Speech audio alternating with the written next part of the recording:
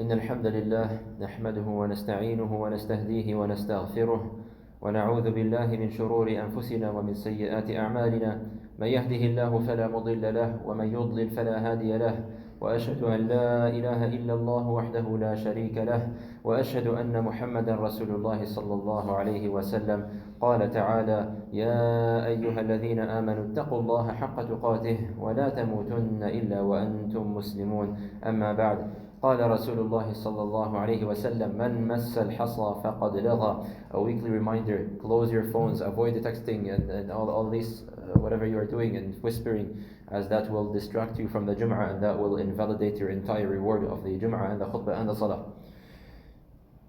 Allah Azza wa Jal tells us in the Quran, وَمَا جَعَلَ عَلَيْكُمْ فِي الدِّينِ مِنْ حَرَجٍ.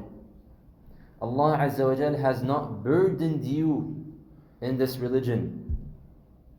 Our Prophet sallallahu alaihi wasallam also tells us in several variations of this authentic hadith, Inna ad-deena yusr. The definition of religion, of Islam, is ease. And it's interesting wording here. He doesn't say Islam is an easy religion. He says Islam is ease. The default in Islam is that it's easy. It's simple. There's no complications in it. In another verse in the Quran, Allah Azza wa Jalla says, يُرِيدُ اللَّهُ بِكُمُ الْيُسْرِ وَلَا يُرِيدُ بِكُمُ الْعُسْرِ. Allah wants ease for you. Allah does not want to burden you. Allah does not want hardship and difficulty for you. And subhanAllah, if we just examine our religion, without even diving into the tiny little details, if we simply take a look at the religion of Islam at a high level, you will find overall, our deen is not a difficult deen. It's not difficult to be a practicing Muslim who fulfills all their duties and obligations. Look at the salah for the example. We are blessed with 24 hours in a day, yet you only have to pray 5 prayers. And how long is each prayer? Probably in total, all the 5 prayers in total will take you no more than 20 minutes in your entire day. You have 24 hours. Go crazy, go do whatever you want as long as it's within the halal. But take 20 minutes out of this 24 hours and give it to Allah Azza wa Jal. And boom, that's it. You're fulfilling your obligation of prayer. That's it. 5 prayers, simple prayers. And even within the prayer times, you have a window to pray, don't you? Okay, some of us, we might have a class. Okay, I'll pray after my class is done. Go ahead. The adhan hasn't come for the next salah. You still have some time to pray. You have 3-4 hours between the 3-4 hour window to pray each of your salahs. And in a hadith, Prophet Muhammad ﷺ says, the entire earth has been made a masjid for you. You can go and pray anywhere. Doesn't have to be in the masjid. You can pray in the Vitruvian space. You can pray in the parking lot. You can pray anywhere, as long as it fulfills certain conditions of being clean and whatnot. But this is the ease that Allah Azza wa Jal is giving you in your deen. And wallahi, isn't it sad that despite how easy this is, some of us still cannot make our 5 daily prayers? Subhanallah. How much more ease do you want in order for you to return back to your obligations? Inna ad-deena yusr. The default in this religion is ease. And some of us might be familiar with the background of how Salah got obligated during the Isra and al-Mi'raj. When Prophet Muhammad ﷺ went up to Allah Azza wa Jal, it was obligated as 50 prayers. And then it slowly was taken down from 50 to 45 to 40, all the way down to 5 prayers. Now someone might ask, what's the point? Why couldn't Allah just make it 5 prayers in the first place? Why did He go 50, then 45, then 40, and then all the way down to 5? Because Allah wants to teach you this exact point. Inna ad-deena yusr. If Allah had wanted, He would have made it 50 prayers. And imagine, wallahi, what a life you would live if you had to pray 50 prayers. By the time this khutbah is done, or the next adhan is done, or it's time for the next adhan already. By the time you're halfway through your lecture, I gotta go pray my prayer. Good luck sleeping at night. Good luck doing anything. Good luck living your life. But Allah doesn't want that for you. Allah wants to make your life easy. Allah wants to make Islam an easy religion for all of us to practice while you are able to live your life. We also take a look at the obligation of zakah. You know, subhanallah, you poor masakin, you're working so hard in university to get an engineering degree, medicine degree, business degree. You think all that income that you're going to make in your job is going to go to your pocket, huh? Just wait till you see how much you're going to get taxed. Just wait and see how much provincial taxes you're going to pay, and how much federal taxes you're going to pay, and how much other taxes you're going to have to pay. Whether it's at least 25% of your income is going to go taxes, and upwards to 45% if you're in that bracket. It's just going to go taxes. Dear Muslims, Allah Azza wa Jalla is asking you for 2.5%. And it's not even a tax, because it's a 2.5% of the surplus of your annual savings. Meaning this is after you spend on your food and drink, after you spend on rent, after you spend on education, after you spend on all the necessities. Whatever is remaining, calculate 2.5%. And it's not going to the government, it's going to the poor people, to the masakin, to those who really need it. Once again, inna ad-deena yusr. If you take a look at the obligation of fasting, had Allah wanted it, we could have had to fast every second day. And that was the fasting of Prophet Dawood alayhi salam. We would have maybe had to fast every Monday and every Thursday. But Allah Azza wa Jalla made it a sunnah for us to do that. We could have needed to fast the 3 middle days of every single month. But once again, it was simply it's a nafil. It's an extra deed if you want to go above and beyond. What's obligated for you is only 1 month in the year, where you would have to fast every day, and that's the month of Ramadan. And even in this fasting, subhanAllah, if you go and read and compare our fasting with the fasting of the previous nations, you will see the mercy of Allah upon our nation. The previous nations, they had longer fasts. You think you're fasting in Calgary here 14, 13 hours is long? The previous nations were longer than us. They would fast into the night. And they would have a very short span of time until they have to restart their fast again. Whereas we fast from Fajr to Maghrib, and you have the entire night. You want to go eat shawarma, you want to go eat biryani, you want to go have a nice feast of suhoor and whatever. Go ahead, go crazy. It's open for you, it's halal for you. Allah has made it easy for you to do that. And even if you are traveling, or if you are sick, you are unable to fast, well, guess what? It's a valid excuse. You don't have to fast. Inna ad-deena yusr. Allah has made this religion easy for you. You know, the majority of us here attending, we are students. You're studying to become a doctor, an engineer, a businessman, to become whatever you want. Go ahead and be whatever you want. Almost everything you guys are studying to become is halal. Your income, the majority of the places you would go, the income is halal. And only a small list of things are forbidden for you. So just avoid that small list of things and go and earn and go chase after whatever job you want. Inna ad-deena yusr. And even speaking of the wealth and the income as well. You want to become a millionaire? Go ahead. You want to become a billionaire? Go ahead. The Quran and the Sunnah don't say, oh, sorry, after a certain limit, khalas, it's haram for you to go and. As long as you are paying your zakah, then your income is halal for you. Go ahead and enjoy it. Go ahead and do whatever you want with it, as long as it is within the halal. Inna ad-deena yusr. And we can go on and on. The default for the religion of Islam is ease. And then Prophet ﷺ follows it up with, وَلَن يُشَادَّ الدِّينُ إِلَّا غَلَبَهُ. Nobody shall make this religion more difficult than it is, except the religion shall overpower him and destroy him. What does this really mean? If you try to make Islam more difficult, you see, Allah Azza wa Jalla has made the boundaries of halal and haram clear. If you try to push those boundaries, if you try to make haram what Allah Azza wa Jalla has made halal, simply for the sake of going above and beyond, quote unquote, going to an extreme, you will not be able to handle it. Do not make haram what Allah Azza wa Jalla has made halal. Don't burden yourself over what Allah Azza wa Jalla has obligated upon you. وَلَا يُشَادَّ الدِّينَ إِلَّا. You will not be able to stand it.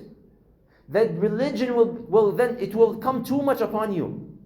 And it will end up destroying you. It will have the opposite effect that you think that it will have. You will burn yourself out. You can't compete. You can't, and we all know the hadith of Prophet Muhammad ﷺ, where there were 3 Sahabis. And they had good intentions. They are Sahaba radiallahu anhum. But they had the wrong understanding. And they said, look at Prophet Muhammad ﷺ, look at all the deeds and all the good that he's doing. We should go above and beyond what he is doing, so that we can perhaps become even better than him. Become better than Prophet Muhammad ﷺ. How can you compete with the Prophet ﷺ? And one of them said, I'm going to fast every single day of my life. The other person said, I'm not going to get married at all. So the first person says, I'm not going to fast every day. I'm going to fast every single day of my life. The second person says, I'm not going to marry. And the third person said, I'm going to stay up every single night, every night praying. I'm not going to sleep at night. Prophet Muhammad ﷺ heard about this. And he was astonished. What kind of mentality is that? Like, I am establishing the baseline for you. I'm showing you that Islam is ease, and here you are going above and beyond. And this is why he says in the hadith, I get married. I don't fast every day. And I sleep a portion of the night. Teaching us an important lesson again. Don't go to extremes in your religion. Islam is a moderate religion. The moment you start to push the boundaries and to go to extremes and obligate yourself and others above what is truly obligated in the Quran and the Sunnah, that will end up being the reason of your destruction. The destruction of your deen. فَسَدِّدُوا وَقَارِبُوا وَأَبْشِرُوا. Prophet ﷺ then leaves us with a piece of advice. فَسَدِّدُوا. What does سَدِّدُوا mean? سَدَّدَ means to aim for something. You know, like the archer who is holding the bow and the arrow, and he's aiming for the bullseye. This is saddidu. Aim for the bullseye. Aim for perfection. وَقَارِبُ. But if you're not able to come close to perfection, if you're not able to reach perfection, and none of us are able to reach perfection, if you are unable to reach perfection, at least try to come close. At least put an effort so that you may perhaps reach perfection. So if you're not able to reach it, it is what it is. You're close, good enough. وَأَبْشِرُوا. And be optimistic. So what a beautiful piece of advice. Be optimistic. Have positive vibes. Spread positiveness. SubhanAllah. Don't give Islam this image of an angry, frowning man with a 2-meter beard who never smiles for anything. And wallahi, I say this on purpose, by the way, especially in this place that we're living in, this land that we're living in. Believe me when I say the majority of your colleagues and your professors have no idea, no clue what is Islam. All they know is what they see on the news. And you go crazy what they see on the news. So show them that Islam is not like this. Break this stereotype that they have in their minds.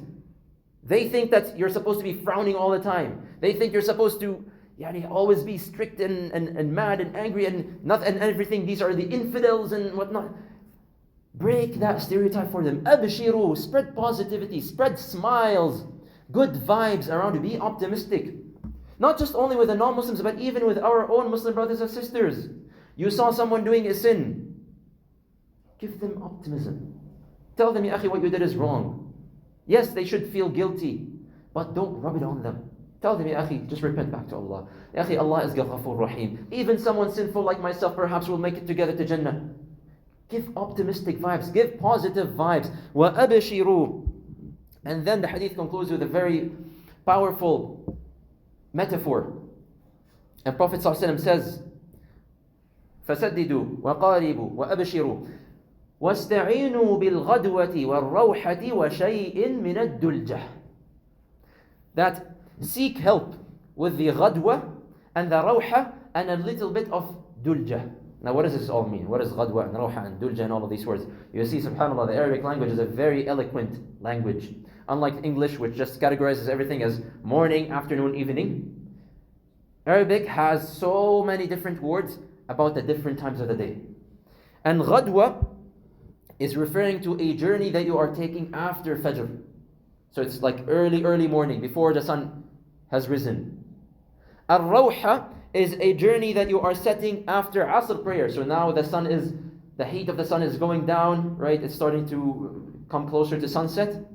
And Ad-Dulja is referring to the last third of the night.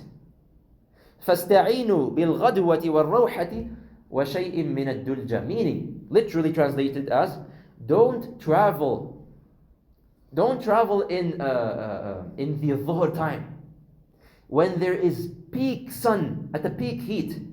And don't travel in the middle of the night when you need your rest. Travel in the early morning and travel after Asr. And sometimes, every now and then, try and travel in the last third of the night. Now, what is this really talking about? Don't overburden yourself. Don't do something that will cause you to become too exhausted. So he's telling them, he's speaking this to the Sahaba, because the Sahaba used to travel in the desert, of course. So he's telling them, look, even when it comes to traveling, go easy in your travel.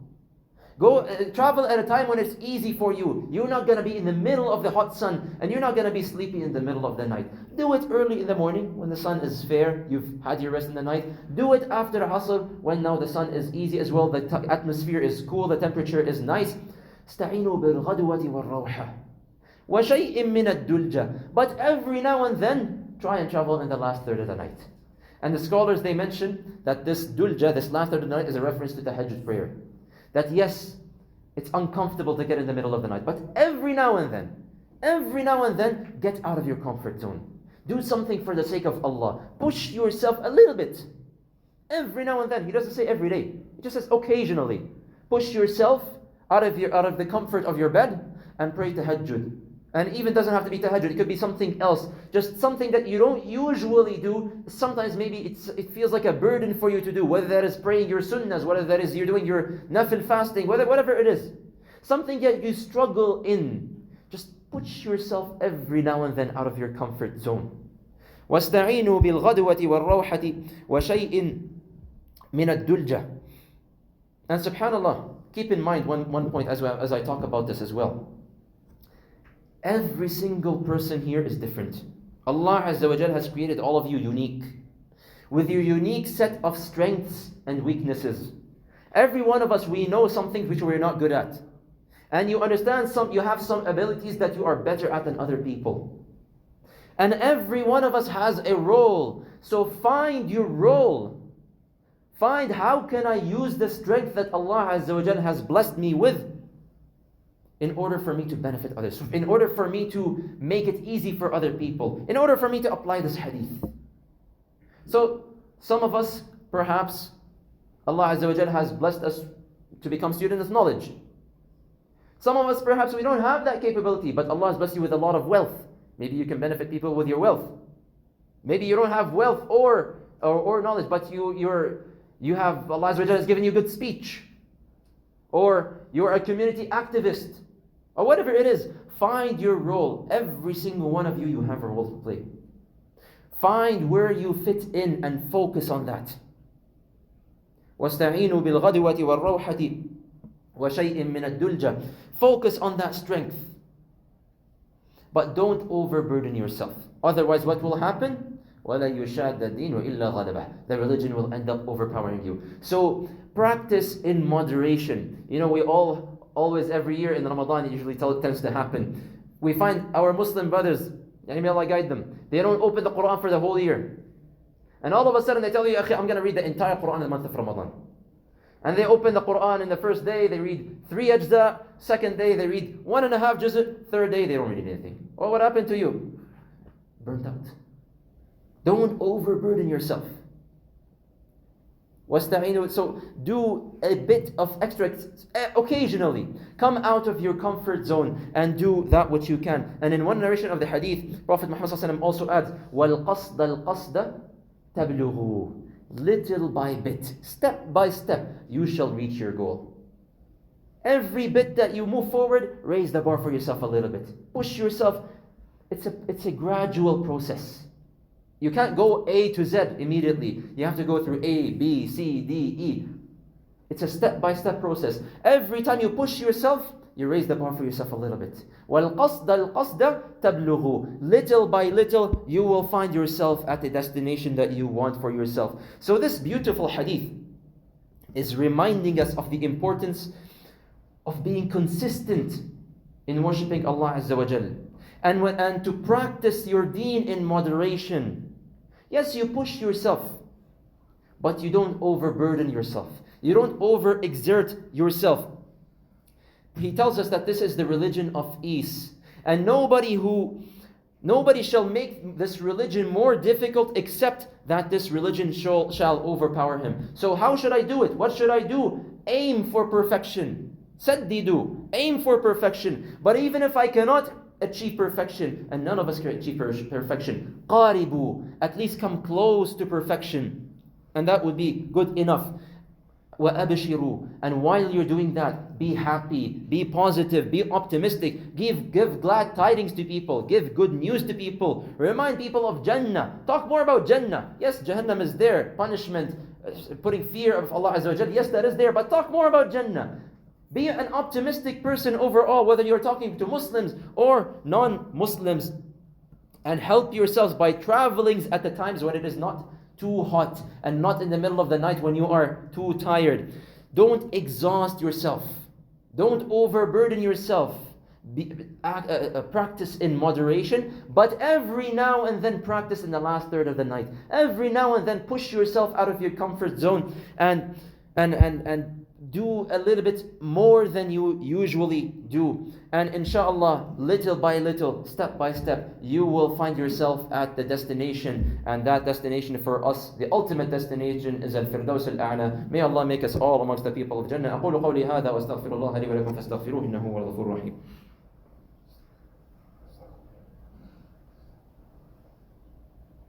بسم الله والحمد لله والصلاة والسلام على رسول الله وعلى آله وصحبه ومن والاه. Now, so far we've defined that the religion of Islam is ease. However, there are two disclaimers I guess I want to add as I talk about this hadith. First and foremost, and let me be very blunt with this hadith is not an excuse for you to be lazy. So you don't take this khutbah that, the Shaykh says, khalas, the religion of ease, I'm not going to pray my sunnahs, I'm not going to do this, I'm not going to do that. This is not an excuse for you to be lazy. Rather, it is a reminder that when it comes to practicing Islam, be reasonable. Do it in moderation. You always do your best, but you don't go to extremes. There's a difference between these two things. This is the first point that I want to mention. The second point that I want to mention about this hadith as well, and the scholars, they comment on this, and they say, the religion of Islam is ease. And of course, the closer you are to Prophet Muhammad ﷺ, the more you're expected to do. The more you're expected, you're praying your sunnahs, you're reading your Quran, you have a close connection with Allah Azza wa Jal. So how do I connect between the dots here? Like religion is ease, and then I need to be close to Prophet Muhammad ﷺ and doing my sunnahs and whatnot. Very simple. When it comes to your own personal life, you can raise the bar for yourself. You can set the bar for yourself, that I expect myself to be praying all the sunnahs every day. I expect myself to be reading a juz' of Quran every day. I expect myself to do such and such a deed every day. You're not obligating it upon yourself, But you're saying, this is what I expect myself to do. This is the habit that I want to get myself to do, And then every bit and bit you continue to raise the bar for yourself. However, and this is the mistake where a lot of da'is fall into. A lot of people who talk and preach, they fall into this mistake. When it comes to preaching to other people, when it comes to inviting your friends and family and other people to Islam, you actually lower the bar for them. So you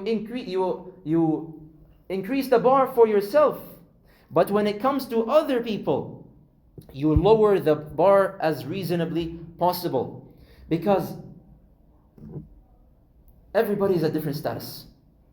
Everybody is at different levels. Some of us, we have a bigger level towards Allah Azza wa Jal. And some of us are more practicing and we're more energetic. And a lot of us, majority of us here are very young. We tend to fall into this kind of zealousness that, oh, I'm going to do all my tahajjud. I'm going to do this, I'm going to do that, I'm going to do this. And it's a good thing, alhamdulillah. You do it as much as you want for yourself. However, when it comes to preaching for others, don't burden others above and beyond what they are capable of. Just because you are capable of doing it doesn't mean that others are capable of doing it.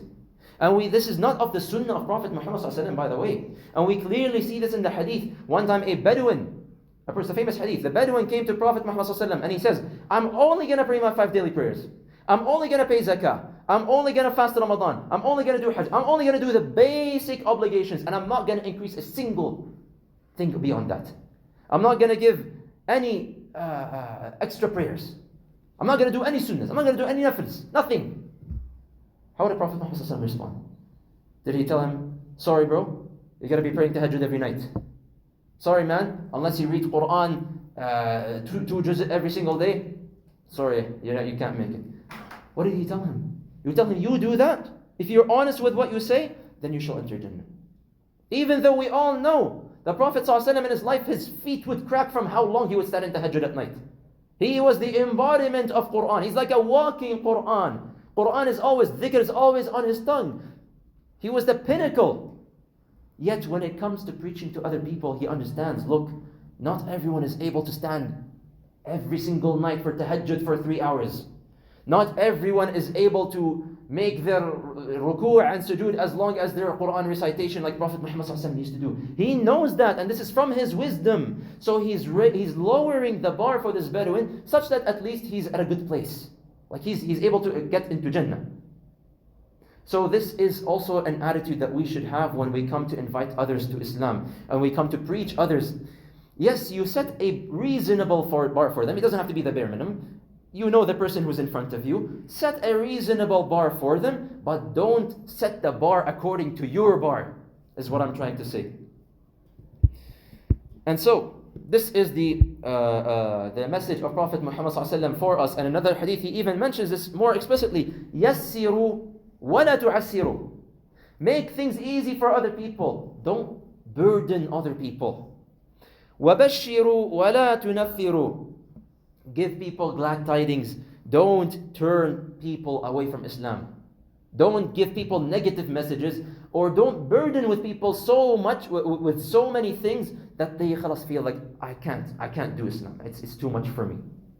إن الدين يسر ولا يشاد الدين إلا غلبه.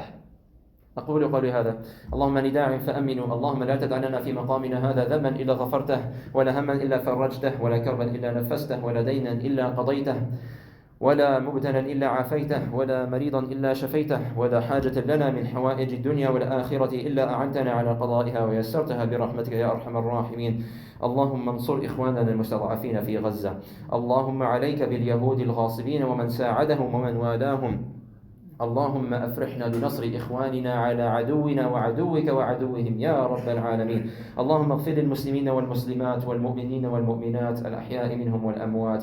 عباد الله اتقوا الله واعلموا أن الله أمركم بأمر بدأ فيه بنفسه. قال عز من قائل إن الله وملائكته يصلون على النبي يا أيها الذين آمنوا صلوا عليه وسلموا تسليما. عباد الله إن الله يأمر بالعدل والإحسان وإيتاء ذي القربى وينهى عن الفحشاء والمنكر والبغي يعظكم لعلكم تذكرون. وأقم الصلاة.